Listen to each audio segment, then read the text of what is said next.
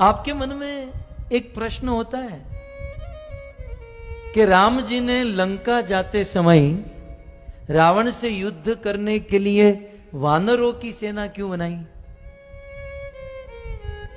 कभी सोचा आपने?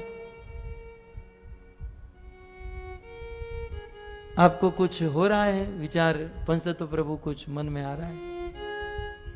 मेरे मन में आ रहा है। इलेक्शन के रिजल्ट के बाद मुझे बहुत समझ में आ रहा है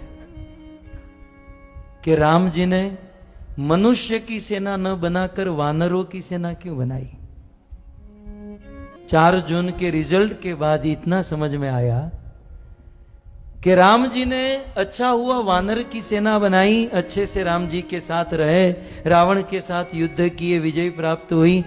यदि मनुष्य की सेना लेकर राम जी गए होते ना, तो ये मनुष्य राम जी के साथ तो चलते, लंका भी पहुंच जाते, लेकिन लंका जाकर देखते हो रावण की लंका सोने की बनी है।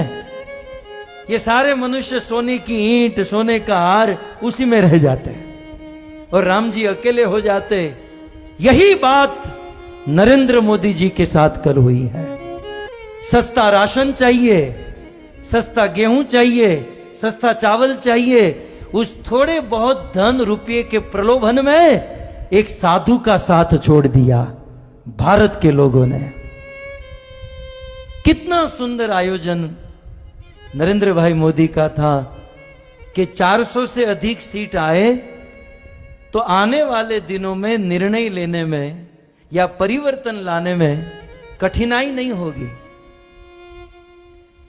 लेकिन हमारे अपने ही सनातन धर्मी हिंदू भाइयों ने, बड़े दुख का विषय है, मुस्लिम भाइयों ने 90% वोट किया और ये कहलाने वाले सनातन हिंदू धर्मी ने केवल 50-55% वोट किया। मैं आपके हाथ उंगली देखना नहीं चाहता हूं या दिखाना नहीं चाहता हूं कि हम कैसे हैं, लेकिन बड़ा दुख होता है कि हरि का एक लाल है। 70 साल के बाद कोई एक हिंदू सनातन धर्मी, सनातन धर्मों को आगे बढ़ाने वाला, भारत का नेतृत्व करने वाला, भारत को विश्व गुरु बनाने वाला एक आदमी आया और 10 साल काम करके एक मांग रखी थी कि अब की बार 400 पार, लेकिन 300 पार भी नहीं की है। आधे लोगों ने वोट ही नहीं किया और जिन्होंने वोट किया वो प्रलोभन में फंस गए।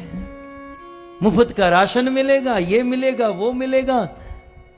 अरे राशन पानी तो भाग्य की बात होती है, यह दिन दूर नहीं।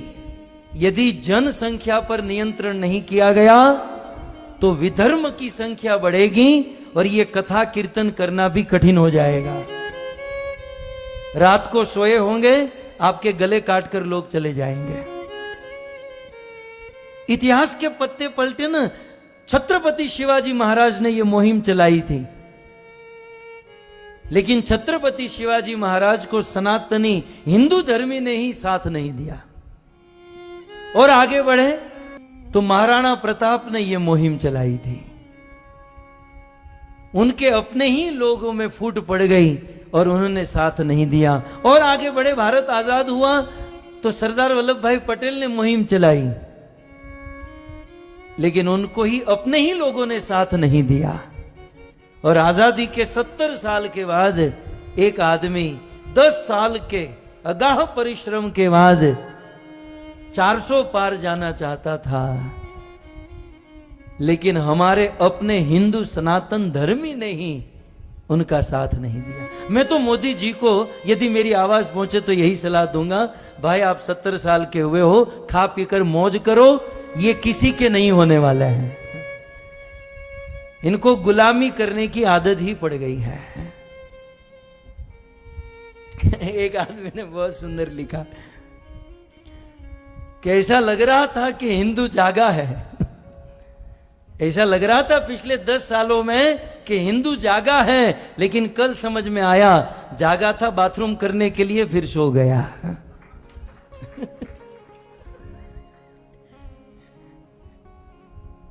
क्या हिंदू जागा है। यदि बहुमत होता तो भारत का दृश्य कुछ और होता।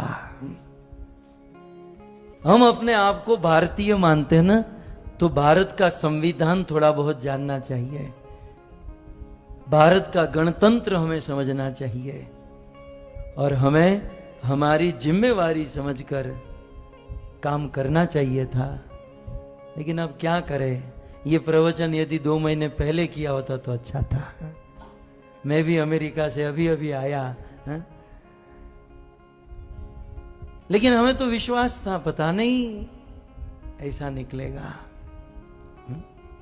एक बात याद रखिएगा, मोदी जी तो प्राइम मिनिस्टर बनेंगे, वो तो बड़ा प्रधान हो ही चुके हैं, लेकिन जो उनको निर्णय लेने हैं वो नहीं ले पाएंगे क्योंकि अल्पसंख्यक है। जो उनको क्रांति लानी वो नहीं कर पाएंगे। तो इस दौर से ये मोदी जी की हार नहीं है, ये हम हिंदुओं की सनातन धर्म की हार है, ये हम लोगों की हार है। और हम लोग वो छोटे छोटे प्रलोभन में हैं। मुफ्त का राशन मिलेगा, गैस का बाटला सस्ता हो जाएगा, तेल सस्ता हो जाएगा, હવે લઈ લો સસ્તું કરજો હવે તમે। धर्म के, इस सनातन धर्म के उजागर करने में एक बहुत बड़ी आश थी, एक बहुत बड़ा होप था, लेकिन नतीजे के बाद बहुमती से यदि मोदी जी नहीं आए तो एक हिंदू धर्म के लिए, सनातन धर्म